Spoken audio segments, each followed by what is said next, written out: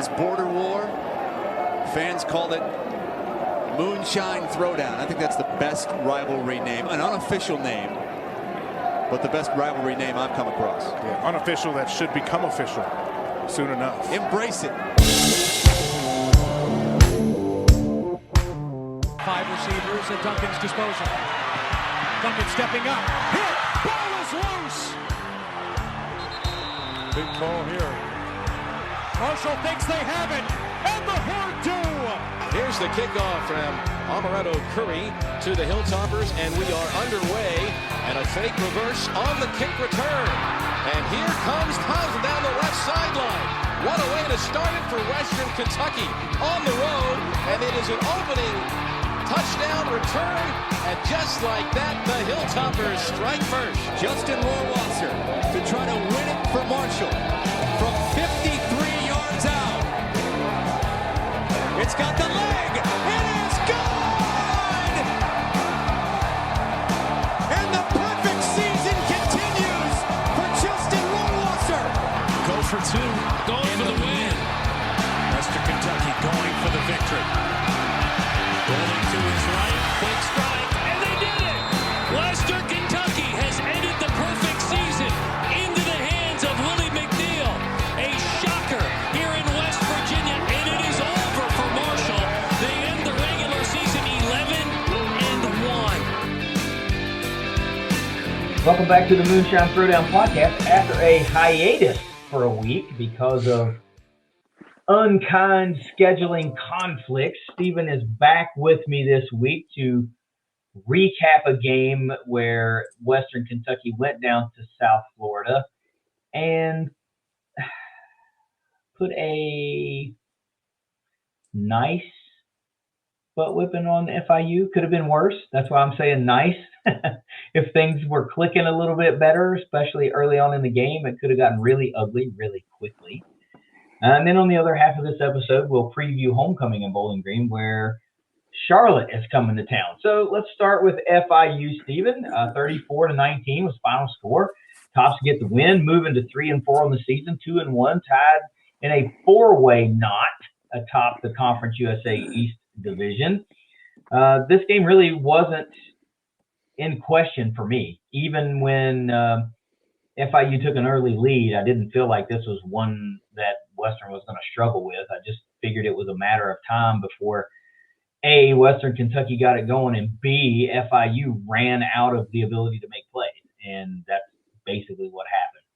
If you watched this game, like I know you did, because we were kind of live tweeting at various points throughout the game, feel sorry for anybody that had to sit through that broadcast because it was horrendous.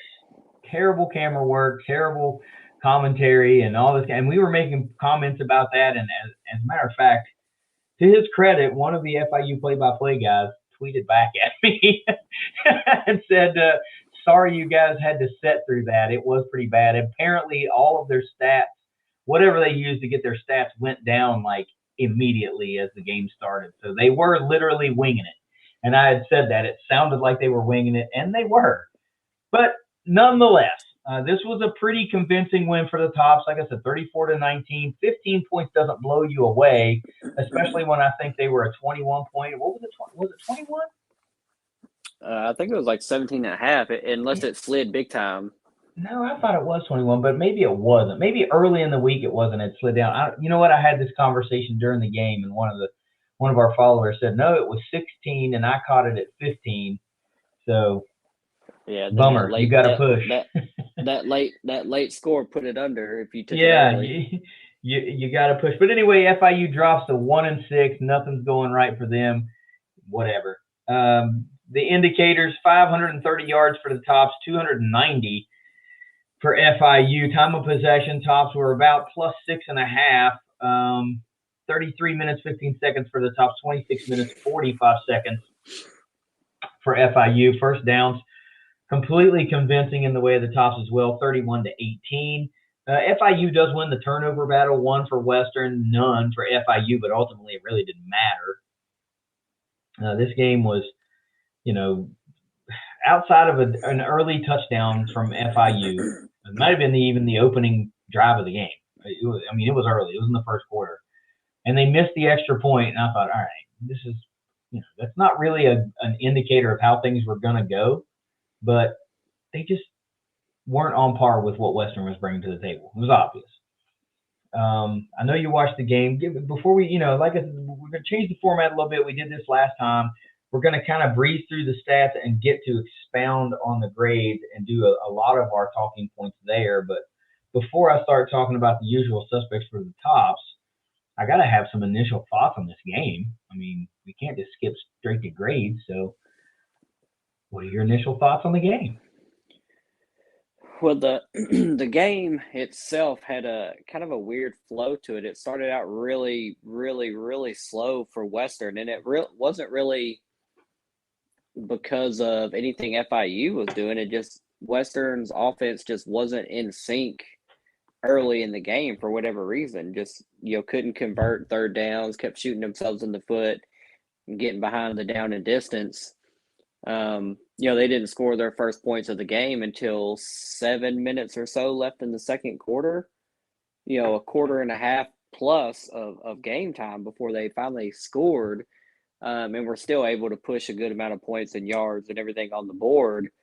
It had a really weird game flow to it. There were a lot more punts both ways than I was expecting to see, because I had heard good things about FIU's offense coming into the game. But one thing I did take away pleasantly surprised is that for the second game in a row, Western's defensive front was just causing havoc, hitting in the backfield, hitting the quarterback, and just really applying pressure and making things difficult for them as far as converting and making plays. So that is really a big takeaway. I think we've seen growth on that side of the ball. You might attribute it to there's been a change in the level of competition, but I think there also has been more repetitions and more just, okay, we're gonna pin our ears back and we're gonna go after it. We've got to do this because they've heard all the same chitter chatter that we've seen on social media and that we've had amongst ourselves. We're not one to ever call out any individual players or anything like that, but just the defense as a whole has been kind of lagging behind when you have an offense that's tops in the nation in several categories and top 2, 3, 4, 5 and others. You have a defense that wasn't holding their own, but those boys have started to really step up, make some plays, be disruptive. So that's kind of really what I'm taking away is that, we know what the offense is going to do, whether they start slow, start fast, don't convert every red zone opportunity, whatever it is, they're going to put up 30, 40 points. That's what they're going to do. They started slow and still did that against this team. But I really like the growth on the defensive side of the ball, seeing more pressure, seeing more plays getting made, and just really, holding their own and having some good performances. Even though stats-wise, when you look at it, not a lot of big numbers, tackles, etc., but you can't be mad at what the defense brought to the table. I think they really held their own this game. Well, I think some of that has to do with the fact that I think some guys returned to action that may have missed a few games, and you're seeing the continued development of some guys that were flying under the radar and now are starting to, I guess, become comfortable in the system that they're playing, and so their play is beginning to elevate. Some new quote unquote usual suspects are starting to emerge, and in addition to the guys that the casual Western Kentucky fan is going to know. It doesn't all have to fall on the D'Angelo Malones and the Kincaids and the Juwan Joneses anymore. There are more guys that are starting to rise to the occasion. The units as a whole are starting to become a little bit more formidable. We are guilty of maybe putting the cart before the horse a little bit in terms of our expectations preseason. But now we're seeing that some of the things that we were hyping up maybe just took a little bit longer to come to fruition, but they're starting to come to fruition. So it's not that we were wrong. It's just maybe we were a little bit more mature or premature in how we thought the units would gel as a whole. But hey, some of the things that were achieved, you can't deny, and I'm going to mention them here as I go down the statistics, some things that are really pleasant surprises to finally have seen happen. So let's start with the offense, of course, and it starts with one of the best in the country. Bailey Zappi again delivers another stellar performance, 39 of 49, 382 yards, 3 touchdowns, no interceptions, 61.8 QBR. I kind of tongue-in-cheek jokingly said in the Marshall episode I recorded with Trace yesterday that I was really kind of expecting Zappi to get up near 500 yards against this FIU defense because they give up a lot of passing yards. And part of that was tongue-in-cheek, but the other part of that was like we've seen it happen. We've seen him come, sniffing that 500-yard mark plateau a couple times. And this was a defense I thought he was going to be able to do that again. And now when you look about it, you look back and you think, man, if they hadn't started slow, if things were clicking early, you might have seen that. Adam Cofield leading the way for the tops on the ground, 15 carries, 74 yards, 1 touchdown, 4.9 yards per carry. Jakari Moses and Kai Robichaux, both only 5 carries apiece, but both of them dominating that yards per carry average. Jakari Moses, 47 yards. That's 9.4 yards per carry. And Robichaux, 41 yards, 8.2 yards per carry. What is this Topper rushing attack? What? Come to life. Jarrett Stearns, 14 catches, 115 yards, and 2 touchdowns. At this point, I feel comfortable saying if he doesn't get 10 catches a game, it's a bad game. I mean, it's a bad game for Stearns if he doesn't reach double digits in receptions. I saw a crazy stat earlier. One of the talking heads on social media, one of the big guys, it might have been Matt Brown or one of the other guys, I don't know, was talking about tweet me your weird stats. And one of the Topper fans tweeted that Stearns has 60 catches in the last 4 games. That's mind-blowing. Yeah. Mind-blowing. How many guys don't have 60 catches on the season? I bet you if you looked at Conference USA, the whole conference, he may be the only guy with 60 catches, period. And he's got that in the last 4 games. Mitchell Big Game Tinsley. I'm not going to stop that until it catches on. 6 receptions, 83 yards, and a touchdown. Here's one of those pleasing stats, Steve. 162 rush yards as a team for this Topper offense. Finally, we see some serious running ability. And to only have done that, like Moses almost 50 yards only on 5 carries, Robichaux 40 on 5 carries. I mean, this is the kind of stuff we like to see. Defensively, weird stat lines for these defensive players. I'm going to spotlight just 3 guys, really, because nobody's tackle stat line is crazy. Jaden Hunter, Khalif Halisi, and Don Bradshaw all leading the way for the tops. All 4 tackles. That's it. Your leading tacklers, top 3 guys have 4 tackles. Hunter, all 4 solo, 1 pass defended. Halisi, 1 tackle for loss. But here's the killer part, right?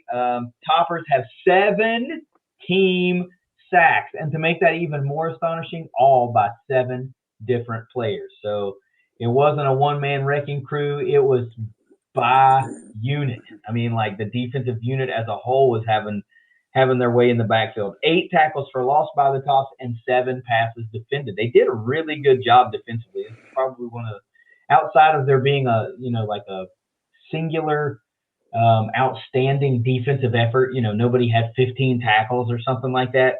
This is one of the best overall team defensive efforts we've seen this year, especially in the impact plays category. And they didn't even get a turnover. I mean, that's what's so weird about it. They didn't cause any turnovers, but they lived in the backfield. Special teams wise is Narveson 2 for 2 on field goals, 4 for 4 on extra points. This is a very, very I don't mean this in a bad way, run-of-the-mill Braden Narveson game. I mean, when is he not 2 for 2 and 4 for 4? Yet this is the week he gets Conference USA Special Teams Player of the Week honors. All right, sure. I mean, if you go back and look at his stat lines, this is like every single freaking week. So what are we doing here? John Haggerty, 5 punts. What? Didn't he have like 10 on the whole year coming into this game? And he had 5 in this game. 240 yards for a 48-yard average and a long of 54. Wow. A lot of weirdness in this game for the Tops, but ultimately it was never an in-question victory. So let's go into the grades. Quarterback, number 4.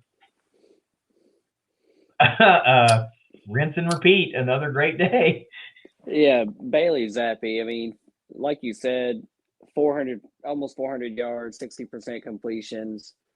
I mean, if we hadn't had such a good game on the ground, a lot of offense was churned over there.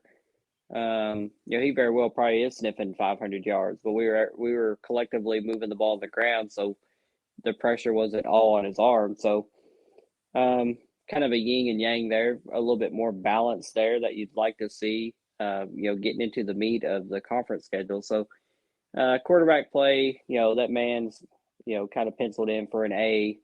Until he just throws multiple interceptions and loses a game, but that's not even been in danger at all this year. So an A for Mr. Zappi.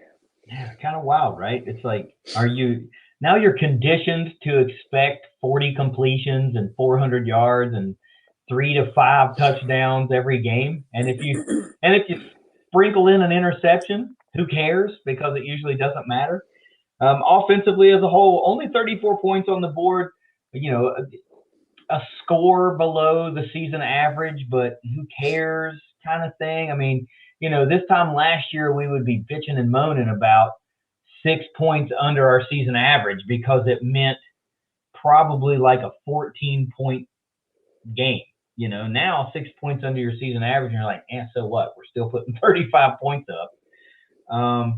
Still, but over 500 yards of offense. I mean, the running game came alive. What do you got for this offensive unit? Yeah, I mean, offensively, like I mentioned earlier, we didn't score till 7 minutes left in the second quarter. So there were some drops early that just killed drives, a couple penalties that killed drives. There was a fumble. And I think it was Corley, if I'm not mistaken, was kind of trying to turn upfield and end up, if he had not dropped the ball, he very well might have scored. And then we're in the 40s, and Zappi's 400 plus yards, but he fumbled, and it was just another wasted drive, turned it over. But still, overall, I mean, the offense in 2.5 quarters still put up 30 plus points. Even if there was a slow start, they kind of showed that once they get clicking, whether it's adjustments, figuring out what the defense is doing, giving them time to get ahead and play and come back, whatever they're doing, I don't know. The slow starts have been more often than not this season, but it's still hard to complain with what the end results were as far as yards and first downs, and then the overall margin of score. So, I mean, offense is still an A. You'd love to see more points and better efficiency, but it's still hard to complain, when you're putting up 30 plus points and kind of winning, going away, cruising, without really being threatened. So I'll take it. It's an A. Yeah, I wondered, where is the cutoff? When we speak in terms of a fast start, when does the start end? Would you say it's like the first 2 possessions? Like if you haven't scored on the first 2 possessions, then it's a slow start type thing? For sure. Because I don't know when that, everybody might calculate that differently in their own mind or whatever, but they did talk about that in this game. And I can't remember what they said, but it was, Tops still haven't scored a touchdown on their opening possession this season, which is kind of wild. You think you've got all this yards and you're scoring all these touchdowns, and, teams, for whatever reason, usually have the ability, just like FIU did. They had this drive that worked right out of the gate, and then not much after that did. But that opening drive for a lot of teams, they usually are able to come down and score a touchdown. And it's just wild that the Tops haven't been able to do that. But still, yeah, solid performance. What are you going to get mad at 500 yards of offense and 34 points? No, not usually. Plus 6.5 minutes in time of possession? No, you're doing your job. Defensively, look, again, nobody had to have a huge day. So from a tackle standpoint, it just wasn't needed. But I think this overall defensive unit benefited from having some guys back healthy that had missed some time. And you 7 sacks is just, where have you been all season long? Nobody can do that game in and game out. But, man, we really thought we would see a lot more in the sacks department earlier in the season than we have. So, hey, better late than never. But what do you got for the defense? Well, they kind of built off what we saw last week against ODU, which, obviously we didn't get to talk about. But 5 sacks and 2 interceptions against ODU. So this is kind of a continuation and a building upon that previous success, which is hopefully becoming a pattern. 2 in a row now. If we repeat it 3 in a row, we're seeing a good pattern developing.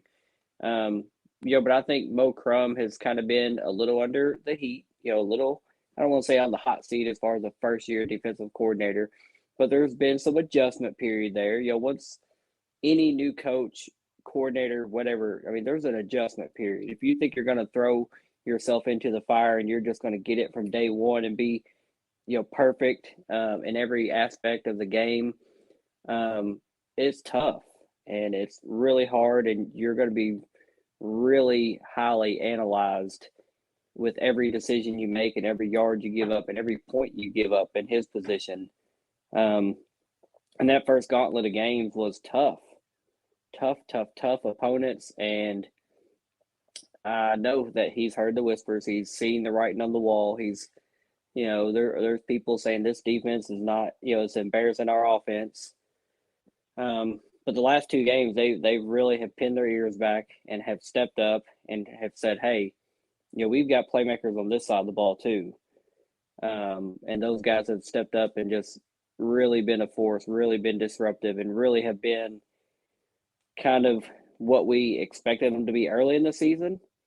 Like you said, maybe we expected that too early, but it's really a good time to kind of flip that switch and be getting into your groove now, coming into the meat of the middle of conference season coming up. This is kind of when still everything's on the table. If they go on this winning streak and win out for the season or get to FAU Marshall, they control their destiny. And that defense playing how they have the last 2 games is really going to play a big part in what we do, because we know what the offense is going to do. Until somebody proves they can slow that down, shut it down for, longer than a quarter or 2, we're going to score. Whether the defense keeps playing how they played the last 2 games, I like our chances in every single game the rest of the season. So the defense gets an A. I don't think I've given them an A this year, but they absolutely earned that one. As a whole, they earned that A. Yeah, I would tend to agree. Right now, there are 4 teams, the same 4 that are tied atop the Conference USA East, that essentially control their own destiny. You are one of those, and we're going to preview another one of those in Charlotte. So, I don't want to give too much away, but this is the first must-win game of the conference schedule for you, because this one has a direct tiebreaker impact, and that's all we'll say until we get into the preview. So special teams-wise, hey, you get the special teams player of the week this week in Conference USA. Your punter has to finally do some duty.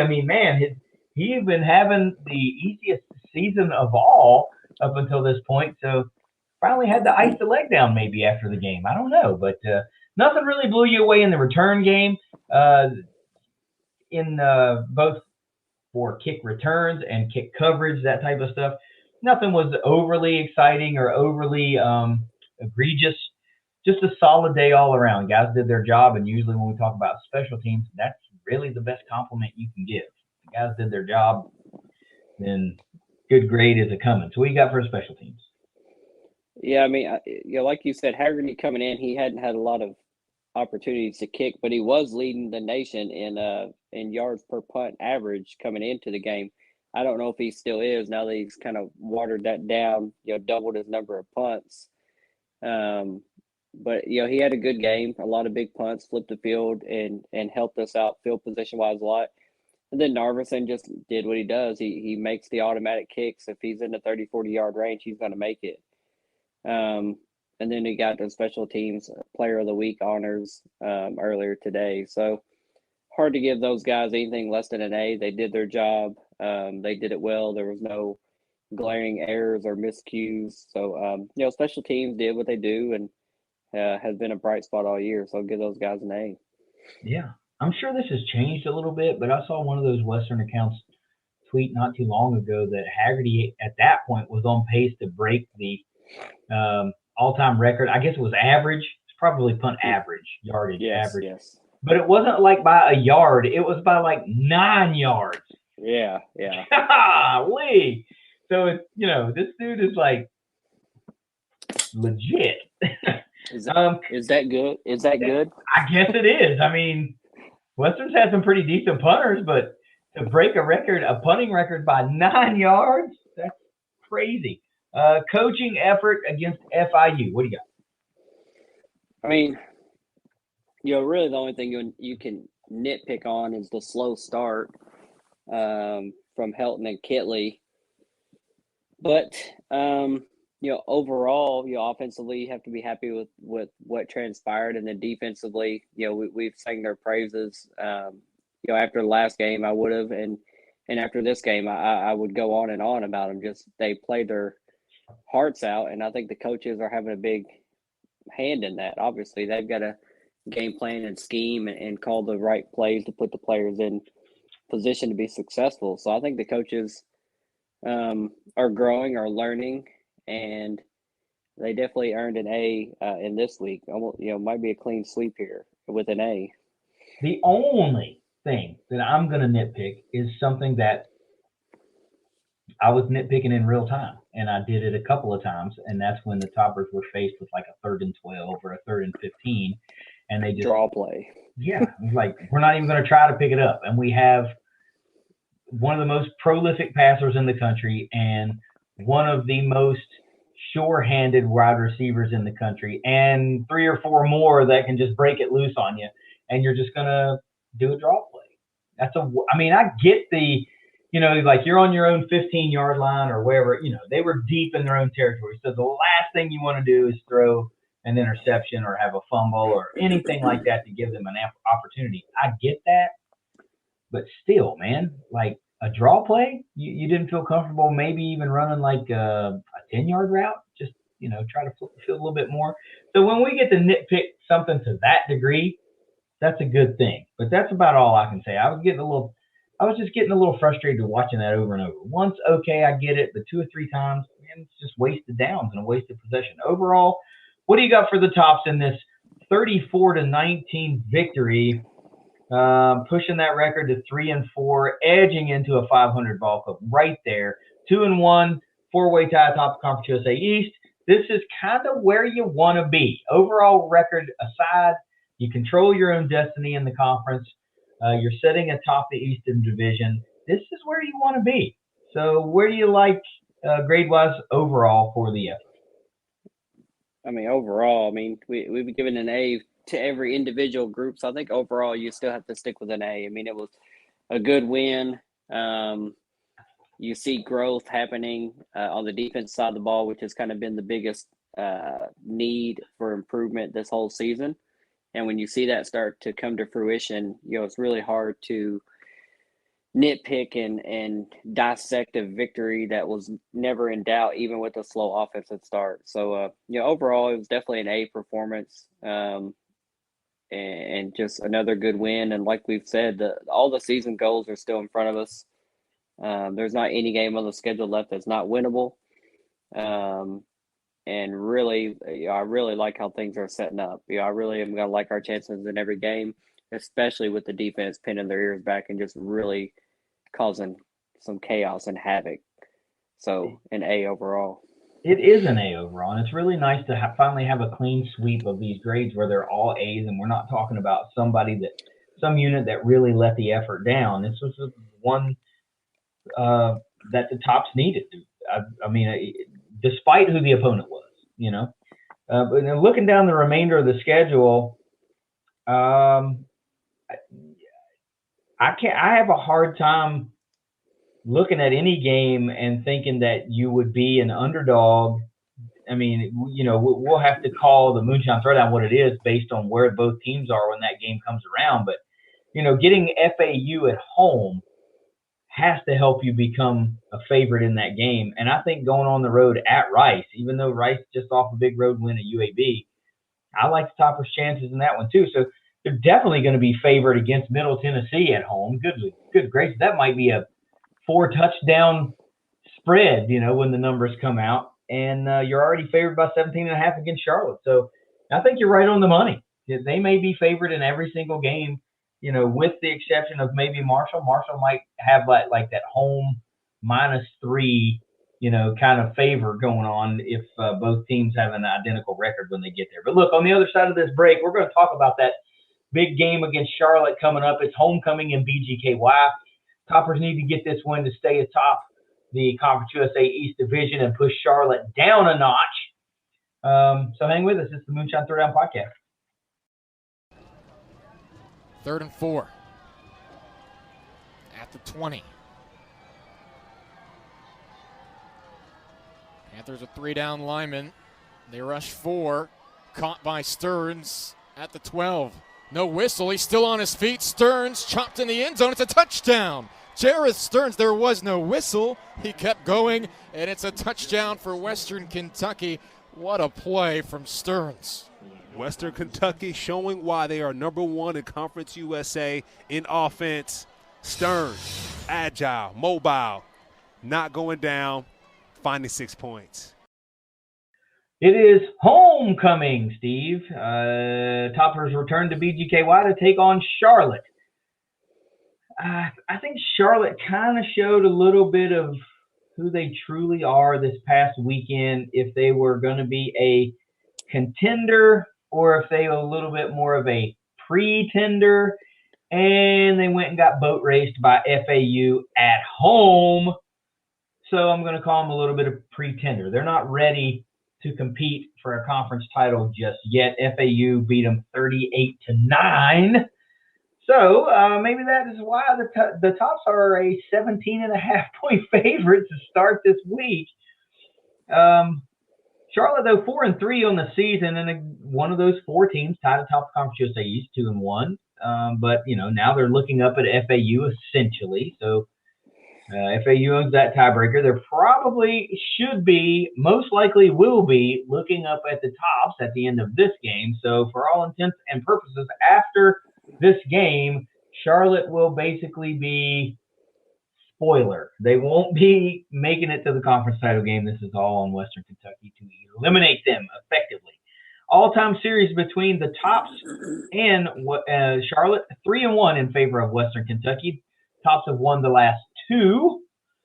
And Charlotte has never won a game in Bowling Green, and Tyson Helton has never lost to Will Healy. As a matter of fact, the only time that Charlotte beat Western Kentucky, it was former Herd defensive coordinator Brad Lambert beating Mike Sanford.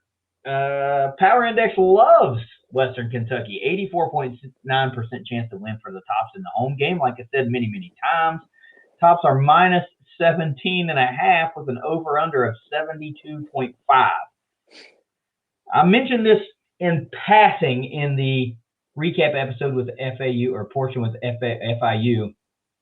I think this is the first must-win game for Western on the conference slate.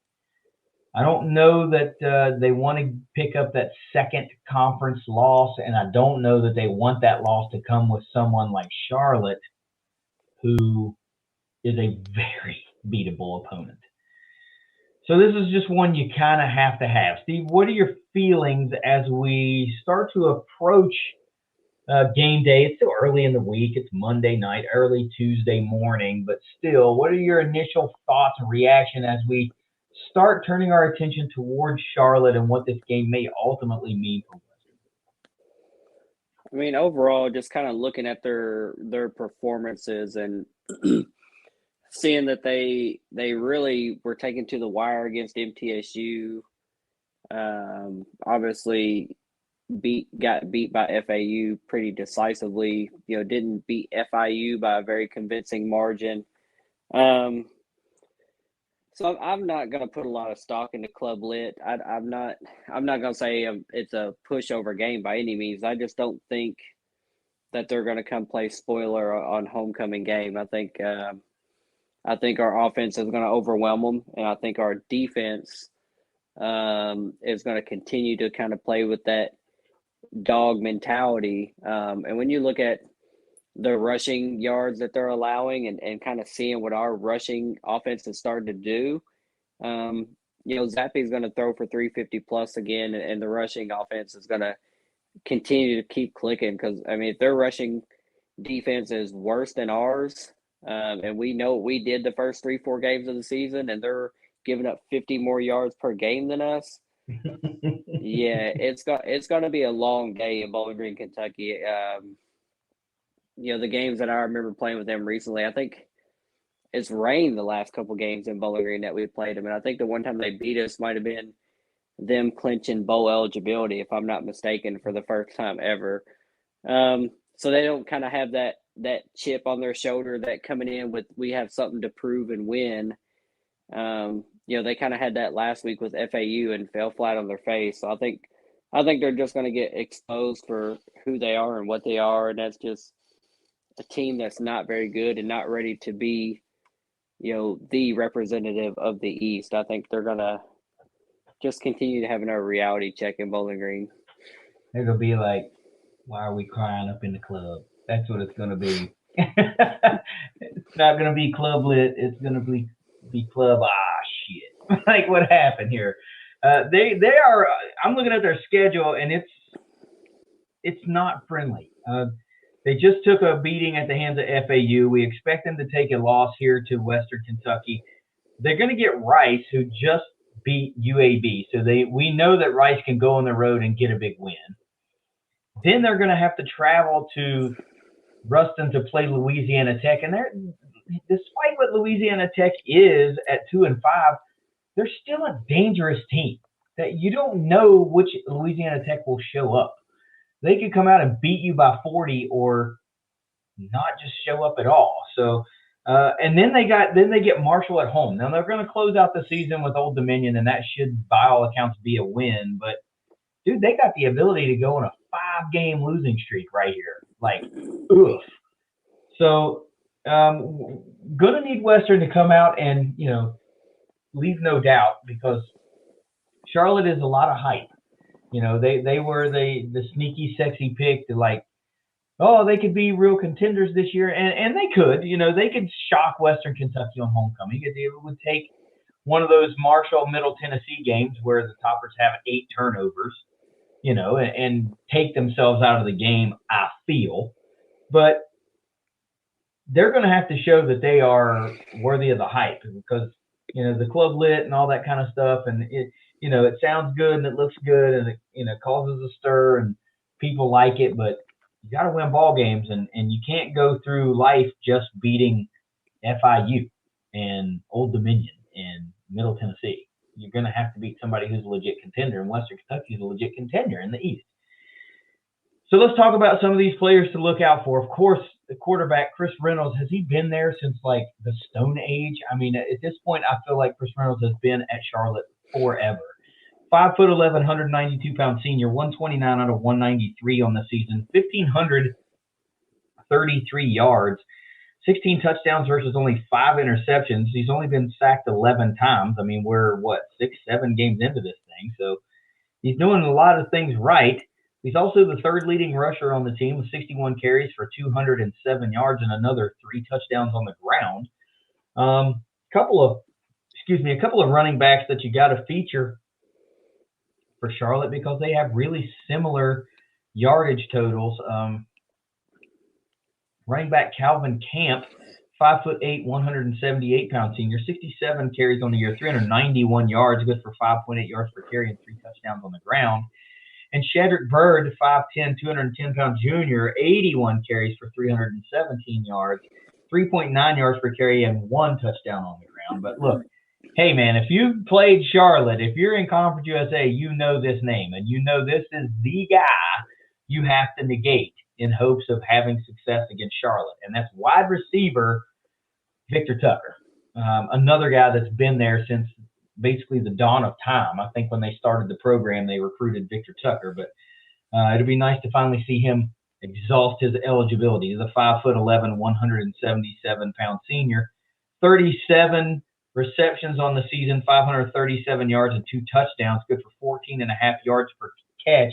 And as lethal as Tucker can be, having a better season perhaps is wide receiver Grant DuBose. Now, he's only 1 yard behind Tucker, but he's doing it on fewer receptions. 34 receptions for 536 yards, but 5 touchdowns through the air, 15.8 yards per catch. All in all, this Charlotte offense is gaining just under 400 yards per game, 236 coming through the air, and another 162 on the ground. They're scoring 26.9 points per game. Toppers are allowing currently 33, but we just saw them come off of a 19-point effort. 19-point effort against FIU, and a, what was it? Where's it 20. 20-point effort against Old Dominion. So those totals are a little bit high based on what's been going on the past couple of weeks. From a defensive standpoint, it's linebacker Tyler Murray, 50 total tackles, 27 solo, half a sack, 1 forced fumble, and a fumble recovery. Put a circle around this dude, would you? Defensive end Marquise Watts, 43 total tackles, 23 of those solo, 5 sacks, 1 forced fumble, and 1 fumble recovery. Dude seems to be a little bit of a game wrecker. Defensive back Jonathan Alexander, 41 total tackles, 27 solo, 2 picks, 1 for touchdown, and a forced fumble. And then linebacker Luke Martin, 30 tackles, 20 solo, and a half a sack. Defensively, this unit does give up yardage, 445 yards allowed per game for Charlotte, and they do it in the most even way you can, 223 through the air, 222 on the ground. They're allowing 27.4 points per game, but the Toppers are scoring just shy of 40. Impact plays, they're fairly good at getting 14 team sacks on the season, 19 passes defended, 2 interceptions, but they're really good at getting to the ball, 7 forced fumbles and 6 fumble recoveries. So take that for what it's worth. This isn't something that I feel like is going to be a point of contention for the Tops. They just don't have a lot of turnovers. And conversely, they gain a hell of a lot of yardage. This is something that Charlotte is pretty porous. So what are your keys to the victory for the Tops against Charlotte? Well, you know, I don't want to say start fast because I've said start fast nearly in every game because we started so slow.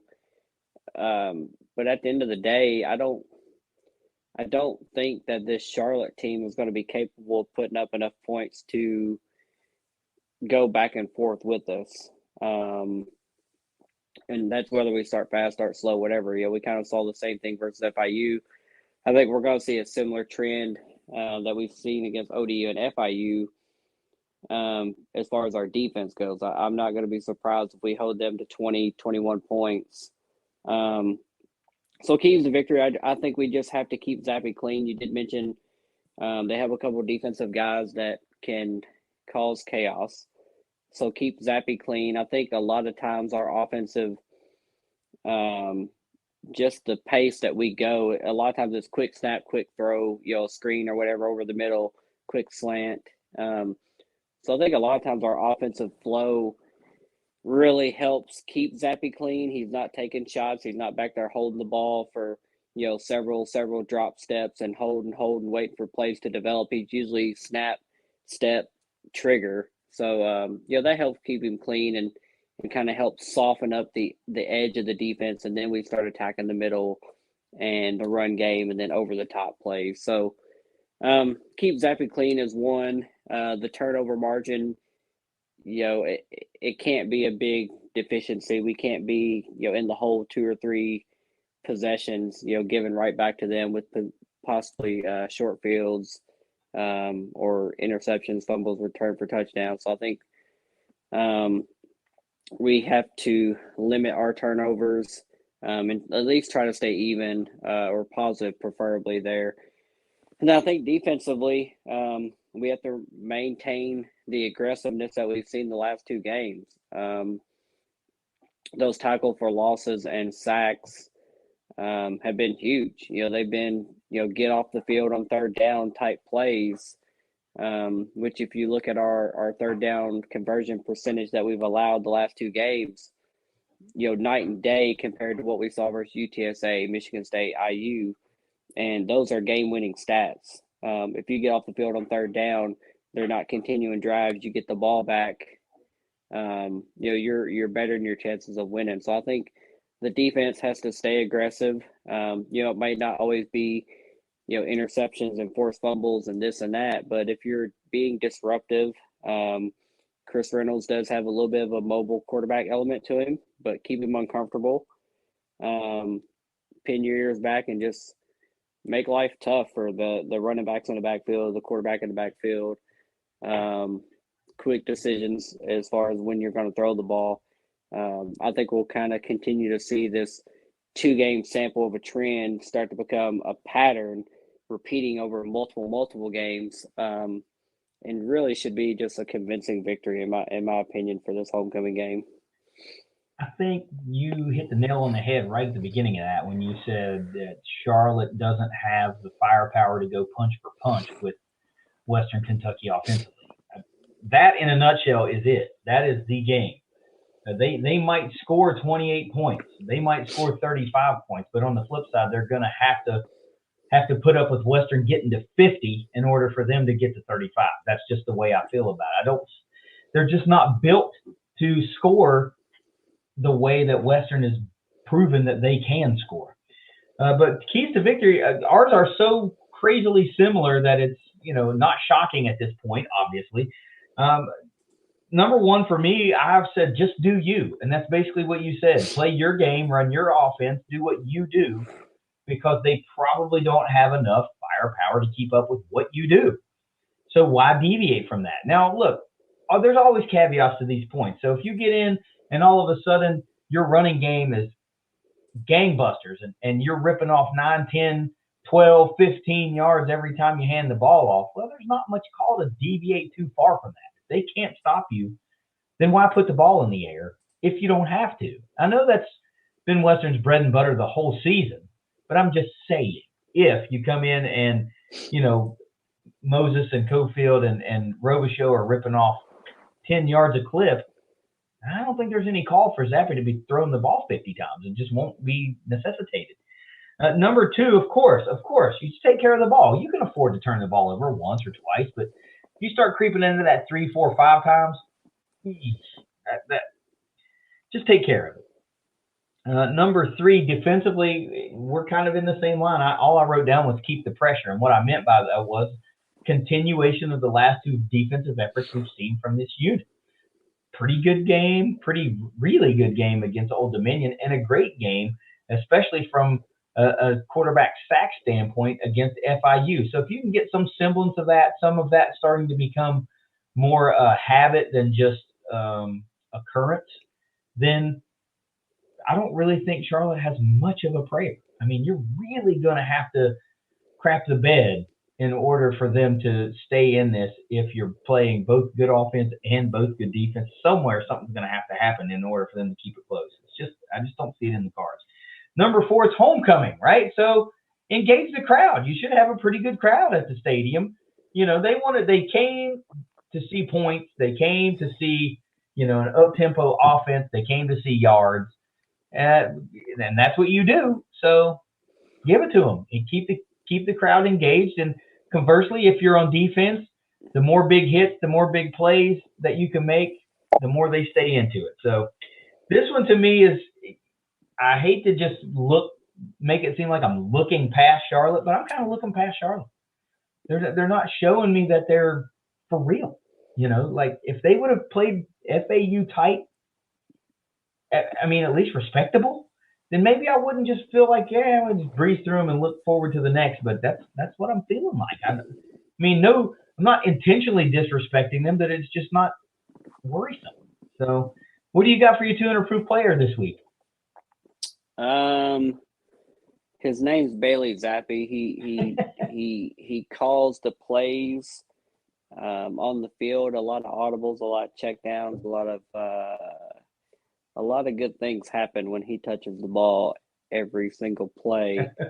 I mean, he's that guy. He's the trigger man. He's the head of the snake. He's everything he's been hyped up to be all year.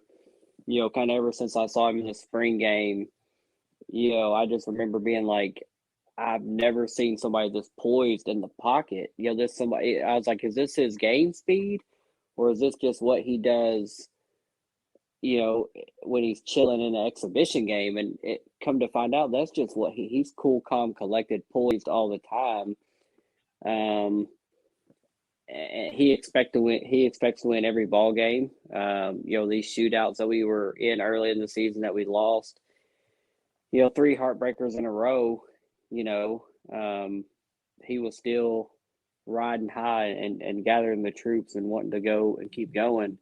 Now that we're seeing that start to turn, you know, Bailey's still the guy with just all that swagger, all that momentum, and just he's going to be the difference maker in every game for us. You know, obviously Jared Stearns is bound to have a big game.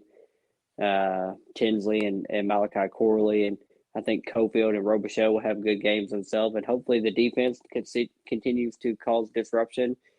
But if I put it on any one person's shoulders, it's going to be Bailey Zappi until someone else proves that, hey, you are you are what we need to win this game. Number 4 is the answer. I need to start rephrasing that. Next time, I'm just going to go, after I get your keys to victory, I'm going to say, Steve, who's your Bailey Zappi 200 proof player of the week this week? Because at this point, like, you've named the segment for the guy. I mean, I think he's been your dude every week.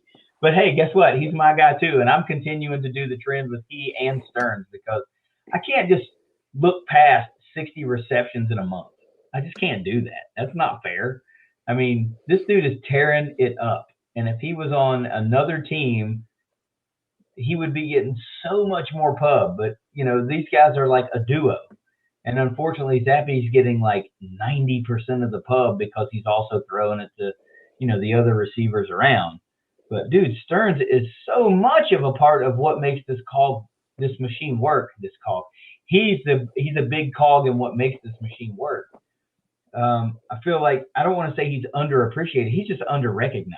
I mean, at this point, you're used to seeing 10 catches, 12 catches, 150 yards, 2 touchdowns, and it sucks that he's not getting more publicity for what he's doing because it's nothing short of amazing. I'm gonna be honest with you. So, what do you got for a score prediction this week, Steve? Man, I'm tossing it around. But I think, I think homecoming is going to lend itself to the home team wanting to put some points up on the board. I'm looking at the over/under sitting at 72.5. I'm not quite there. I'm not quite there. So I'm going to go with the Toppers 48 and the Charlotte 21.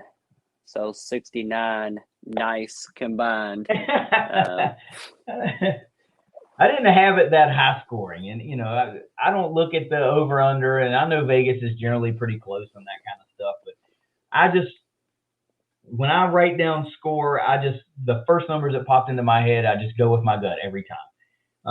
42-17, Toppers win, cruising to a victory.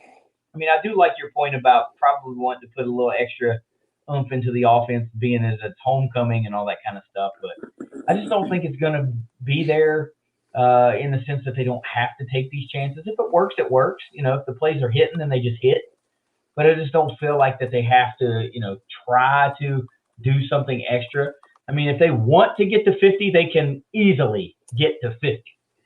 But I feel a 42-17 easy win. So, final thoughts time. I got, you know, there's been a lot of news swirling around this week on a number of fronts, and some news that broke today that's not really pseudo related, but I'm going to bring it up when it's my turn to speak. So, what do you got for final thoughts?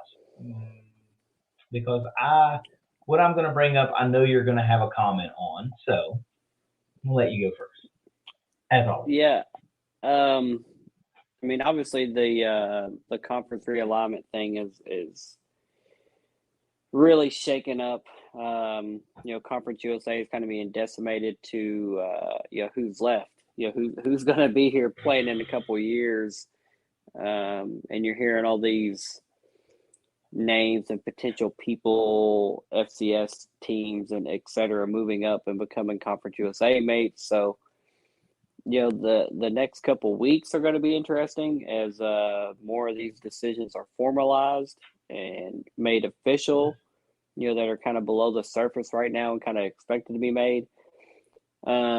And then overall, the next couple years, as all these changes start to make effect, everybody feels like Western is sitting on their hands and not being proactive. But, the people that I know that are in the know, all I've heard is, Western Kentucky is going to be all right. Todd is all over it. And that's kind of understandably, we Western Kentucky feel kind of like we're being left behind at the moment. Teams went to the AAC when we feel like maybe we had a better resume to go there. Even though, right now that wouldn't be my preference if I was picking either or. And then there's teams that are going to go to the Sun Belt, and we've talked about that on our Spaces discussion the other day. The Sun Belt is still holding a grudge against us for leaving in 2014. But what I've heard from people in the know is, we're going to be okay. So obviously there's some moving pieces and parts and stuff behind the scenes. Whatever that's going to look like in a couple weeks or a couple of years, I don't know at this moment. But when I have people tell me we're going to be okay, Todd is all over it, that's all I expect. I know and I trust that man to put us in the best situation to be successful. Whether that's exactly where we want to be short or long term, going forward, I don't know, but it's where we might end up and we'll be okay. And at the end of the day, I'm showing up to watch Western Kentucky. I'm not showing up to watch whoever's on the other side of the ball. I'm showing up to watch the team on my chest. My team is on the field. Just like we said after the Indiana game, it doesn't matter who's on the other side of the field. I'm showing up because that's just where my fanhood is. I don't care what the name is, if it's Chattanooga, Central Arkansas, or Michigan State on the other side of the field. I'm showing up. And obviously we want our schools, our programs, our departments to be elevated to the best possible position at all times, with the ability to grow and that growth to be linear at all times. But that's not how growth works all the time. Sometimes there's going to be stumbles and hiccups and whatever along the road. And that's just kind of what I look at this is going on. I know there's still continued the big capital projects that are behind the scenes that might help elevate us in the future.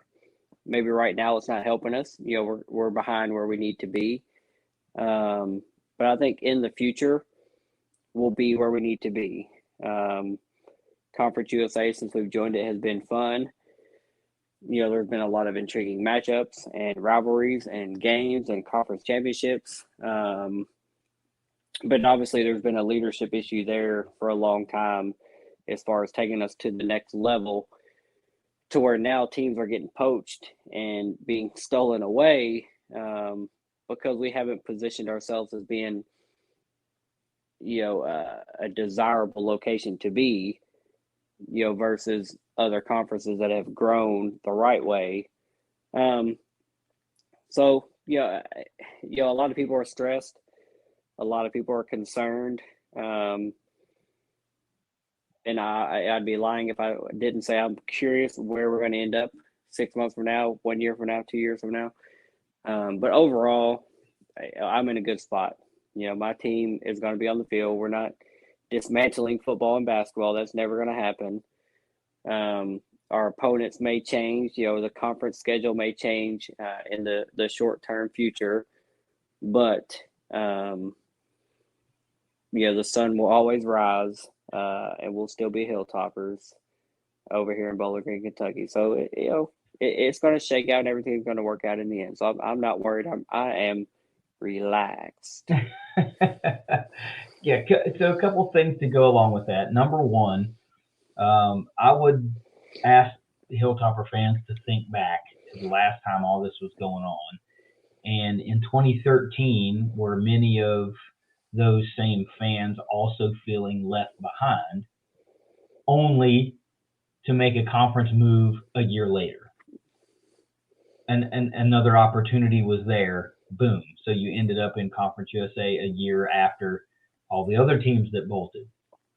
And it worked out pretty damn good then. I mean, as far as winning, championships and all that kind of stuff. Now, nobody saw the implosion of Conference USA 6 years ago. I mean, they were viewed as a superior conference to the Sun Belt at the time, or otherwise you wouldn't have left, right? So you mentioned the leadership in the conference.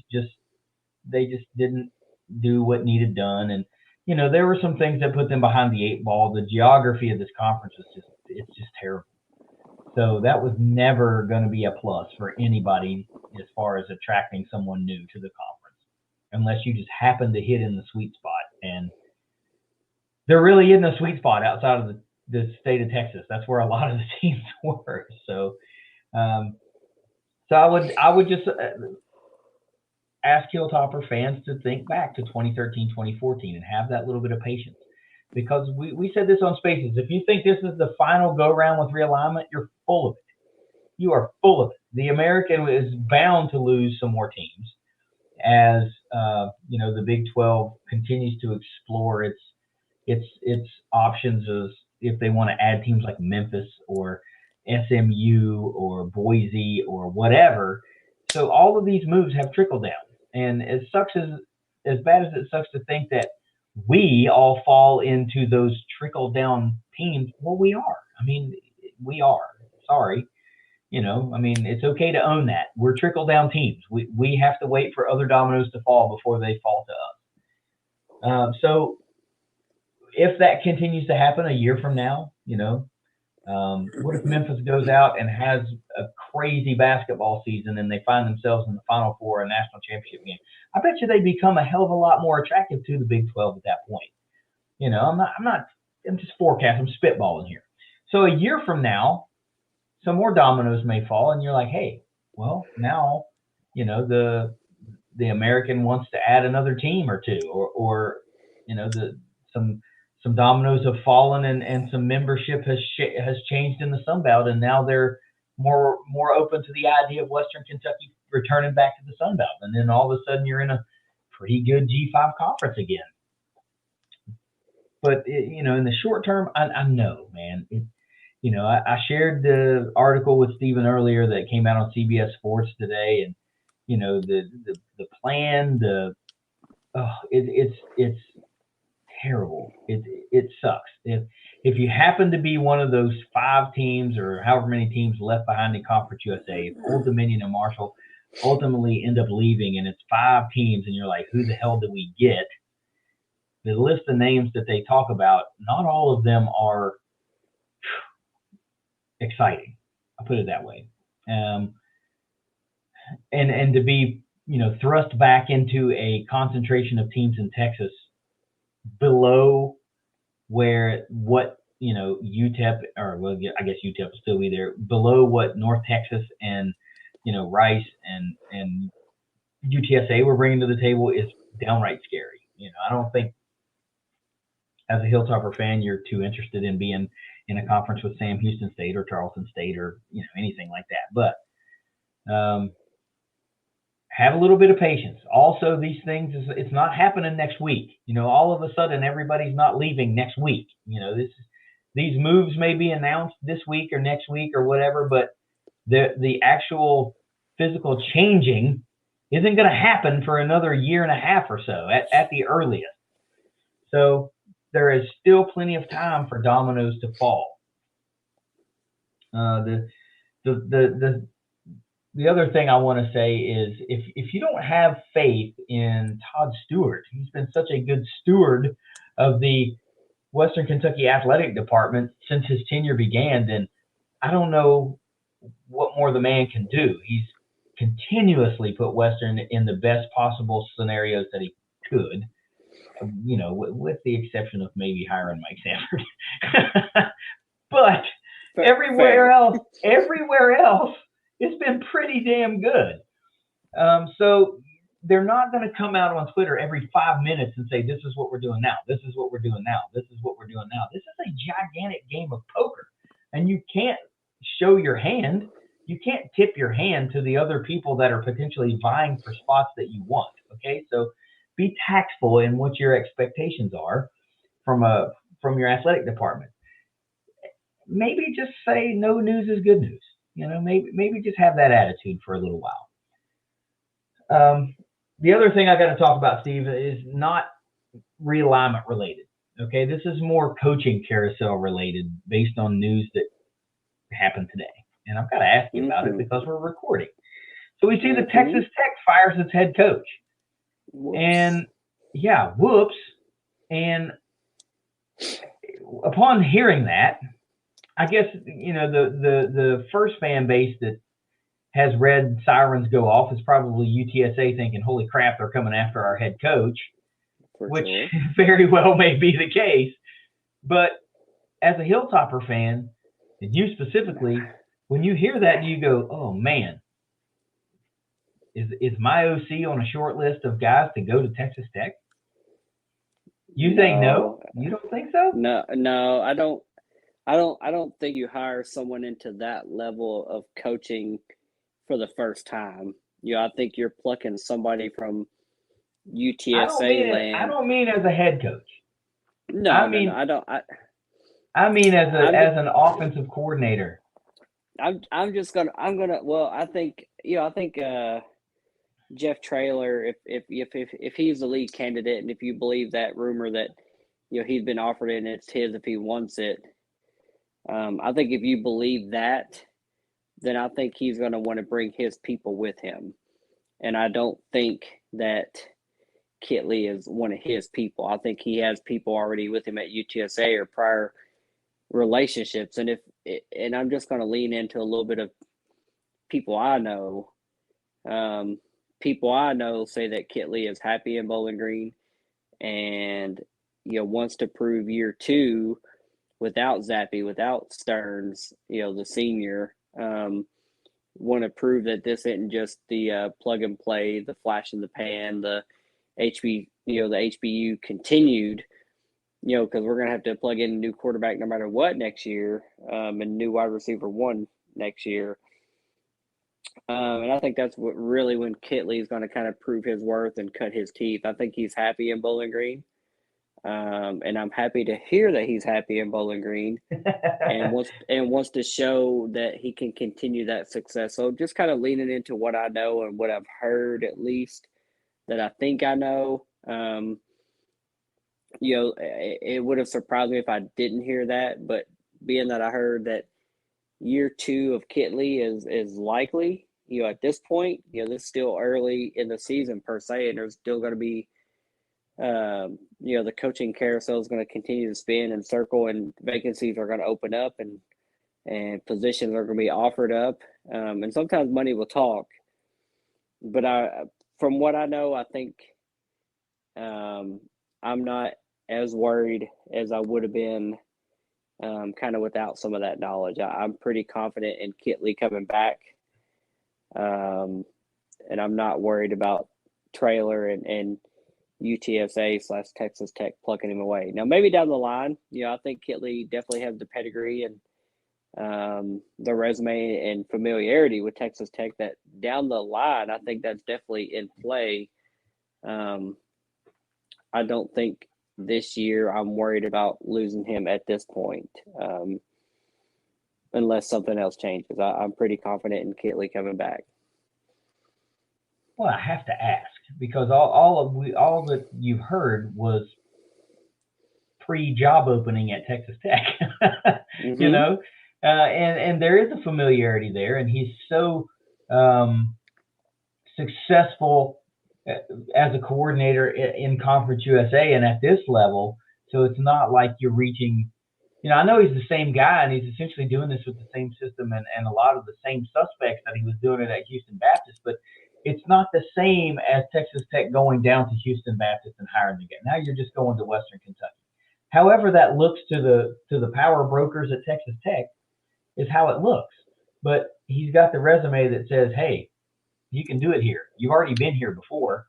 You were coaching one of our greatest alumni ever, one of the big superstar quarterback in the NFL. So I could see how the draw might be strong, to say, hey man, we'd love to have you back. And I don't know, I'm just saying, you can't not bring it up, especially if it's a place where the guy's been before, and now the job opens up.